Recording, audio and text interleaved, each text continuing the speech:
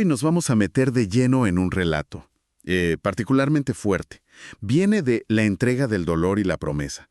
Es un testimonio muy personal, muy crudo, de cómo alguien, un ingeniero llamado Daniel, una persona que se ve a sí misma como, pues, como muy lógica, ¿no? De planes y control. Cómo esta persona atraviesa una crisis familiar terrible y de pronto se encuentra con una conexión espiritual que, bueno, que no se esperaba para nada. Normalmente analizamos varias fuentes, pero hoy nos vamos a enfocar en esta historia porque de verdad ofrece una mirada única. Es esta intersección entre la razón al límite, la desesperación y eso que él llama una revelación. Así que, vamos a ver qué encontramos aquí. Exacto. Y creo que lo valioso de estos testimonios, sobre todo los que surgen así, en momentos de tanta vulnerabilidad, es que nos muestran la fe de una forma distinta, muy humana. Aquí vemos elementos clave, ¿no? Un dolor que ya no cabe, que desborda. Un clamor que nace de sentirse totalmente impotente. Y luego un cambio de perspectiva importante. Y fíjate, este cambio viene de un recuerdo, de una reflexión sobre la fragilidad que compartimos todos. El relato nos pone justo ahí, con Daniel. Su vida ordenadita, controlada, se empieza a caer a pedazos cuando su esposa enferma muy gravemente. Describe semanas terribles en cuidados intensivos, el beat de las máquinas, él durmiendo, bueno, intentando dormir en una silla de plástico, viendo cómo el corazón de ella lucha. La cosa se pone peor y peor, hasta que llega un diagnóstico médico, pues, fatal. Ese es el punto de quiebre. Lo llevan a una sala de espera, un lugar de esos impersonales, fríos, con luces de hospital que hacen el silencio como más pesado, ¿sabes? Y ahí es donde Daniel cuenta que toda esa fortaleza suya, esa capacidad de analizar, de controlar, que era tan él, tan ingeniero, simplemente se esfumó. Se sintió vacío, superado por completo. Y en ese vacío se derrumba. Literalmente cae al suelo. Y lo que le sale no es una oración formal, no pide un milagro para su esposa. Es un grito que viene de adentro, ¿sabes? No puedo con esto. Ya no puedo. Y luego dice algo clave. Toma este dolor porque ya no puedo llevarlo. Casi como una orden desesperada. Detengámonos un segundo ahí, en ese clamor, porque es fundamental. No está pidiendo que las cosas cambien afuera, que la enfermedad se vaya. Es un acto de rendición. Pero ojo, no es darse por vencido pasivamente. Es reconocer de forma brutalmente honesta sus propios límites. Este sufrimiento es demasiado. Es como decir, toma esta carga, no elimina el problema. Y justo ahí, en ese momento de quiebre total, de honestidad radical sobre su incapacidad, pasa algo. No es una luz del cielo, ni una voz que oye. Es un recuerdo. Una imagen de cuando era niño, casi olvidada. Jesús en el huerto de Getsemaní. Esa escena, ¿no? Donde Jesús sabe lo que viene, la traición, la cruz, y está angustiado, pide a Dios, Padre, si quieres, aparta de mí esta copa. Y lo fascinante es por qué justo ese recuerdo. Daniel, el tipo lógico, de repente no se conecta con el Cristo poderoso, el divino. Se ve reflejado en su humanidad más vulnerable. La conexión es con el miedo, con la angustia ante lo que viene. Entiende, quizá por primera vez así tan visceralmente, que la figura central de su fe no estaba por encima del dolor humano. Lo sintió en carne propia, hasta el punto de pedir él también que se lo evitaran. Y aquí es donde a Daniel le cambia todo el panorama. Dice que sintió como si el grito de Jesús allá en Getsemaní, eso de aparta esta copa, hiciera eco con su propio grito en el suelo del hospital. Toma este dolor. No se sintió juzgado por estar débil, ni que tenía que ser fuerte como decimos siempre, no. De aguantar y ya. Al contrario, sintió como un permiso, una invitación a ser totalmente honesto con su miedo, con su agotamiento y a entender que no tenía que llevar esa carga él solo. Es como si esa fragilidad compartida se volviera un puente. Analicemos esa carga. Para Daniel parece que no es solo el dolor por su esposa, por lo que puede pasar. Es también el peso de su propia idea de que tenía que poder con todo. Esa expectativa, quizás suya, de tener el control, la solución lógica. Entonces, entregar la carga no es solo desahogarse, es renunciar a esa ilusión de control. Es admitir, esto me supera, y está bien. Y parece que admitir eso le genera un cambio por dentro, casi inmediato. La situación de su esposa no cambia en ese segundo, ¿eh? El diagnóstico sigue ahí, igual de malo. Pero algo dentro de Daniel sí cambió. Describe una sensación de ya no estar solo en esa oscuridad. Exacto. La fe para él en ese instante deja de ser, pues, creencias, doctrinas que aprendió de niño.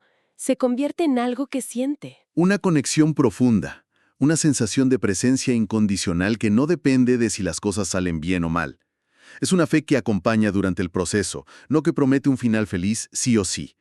Y eso redefine su idea de fortaleza por completo. ¿Cómo la redefine? Porque normalmente pensamos en fortaleza como resistir, no quebrarse. Cierto, la fortaleza que solemos valorar es esa, aguantar, no doblarse.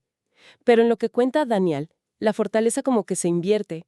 No está en aguantar más, sino en la valentía de reconocer que no puedes más y entregar esa carga que ya es insoportable. Es una fortaleza que nace de la vulnerabilidad que aceptas, no de negar el dolor. La fuerza está en soltar, en compartir el peso, en conectarse a través de esa fragilidad que reconoces. Es casi... va contra la intuición, ¿no? Sobre todo para alguien como él, un ingeniero. Daniel cuenta que se levanta del suelo. Se siente diferente. No feliz, pero sí, con una calma rara, una certeza. Vuelve a la habitación de su esposa en la UCI. Ella está muy débil, quizás medio inconsciente, y él se acerca y le susurra algo al oído. Dice que le salió así, sin pensarlo. Estamos en esto y no estamos solos. Qué frase tan sencilla, pero qué carga tiene en ese momento, ¿verdad? Resume perfecto lo que vivió en la sala de espera. Reconoce la dificultad compartida, estamos en esto, y esa nueva certeza de compañía, y no estamos solos. Y cuenta que su esposa, aún en ese parado, le aprieta la mano, como si entendiera algo. Y luego viene la parte que se puede interpretar de muchas formas. Contra todo pronóstico médico, su esposa empieza a mejorar. Poco a poco, con subidas y bajadas, pero empieza a recuperarse. Pero aquí, Daniel insiste en algo que para él es fundamental. Él no dice que la recuperación de ella sea la prueba o el milagro principal. Correcto. Para Daniel, la experiencia que lo transformó, el verdadero antes y después, no fue la curación física que vino después, aunque claro, fue un alivio enorme. Fue lo que pasó esa noche en la sala de espera. Ese tocar fondo, rendir su autosuficiencia, gritar su impotencia, y a través de ese recuerdo de Getsemaní, sentir esa conexión basada en la fragilidad compartida, en entregar el dolor. Esa fue, dice él, su encuentro real, su experiencia viva con la figura de Jesucristo. La recuperación la ve como una consecuencia, una gracia extra, pero no la esencia de lo que pasó espiritualmente. Es interesante que haga esa distinción, porque muchas veces en historias de fe y crisis nos fijamos en el resultado, ¿no? La oración contestada con algo visible. Pero él insiste en que el cambio fue interno. Esa redefinición de su relación con el dolor, con la fuerza, eso fue lo central. Y eso subraya lo que decíamos de la fortaleza redefinida.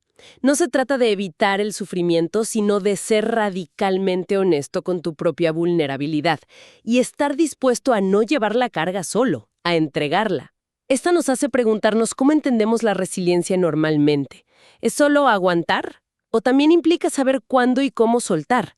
¿Cuándo admitir que necesitamos ayuda, sea humana o trascendente? El relato es muy vivencial, ¿sabes? No se mete en teología complicada. Se queda en la experiencia de Daniel, emocional, psicológica, pero esa experiencia sí que plantea preguntas universales sobre cómo le hacemos frente a las crisis que nos superan. Sin duda. Muestra cómo, cuando las estrategias racionales y el control ya no dan más de sí, se puede abrir un espacio para otro tipo de comprensiones. La lógica lo llevó hasta un punto, pero fue reconocer sus límites lo que, paradójicamente, le abrió otra forma de afrontar la situación. Entonces, si hacemos un recuento rápido de este viaje con Daniel, empezamos con un ingeniero ante la impotencia total, ¿no? La posible pérdida de su esposa. Vimos cómo su mundo controlado se derrumba en esa sala de espera. Lo lleva a un grito de rendición, no de pedir algo. Y cómo un recuerdo de infancia sobre Jesús vulnerable le permite reconectar con su fe de una manera nueva, no como teoría, sino como presencia sentida en pleno dolor. El corazón de su cambio parece ser eso, descubrir una compañía incondicional justo cuando se siente más débil, y aceptar la fragilidad humana no como un fallo que hay que esconder, sino como un punto de colección inesperado. La fortaleza, para él, cambia de forma. Ya no es ser autosuficiente, sino poder entregar la carga, ser honesto con el propio límite. Y la recuperación de su esposa, aunque importantísima, claro, queda casi en segundo plano frente a la magnitud de ese cambio interno que vivió en su peor noche. Exactamente, lo cual nos deja con una reflexión interesante, ¿no? Para pensar.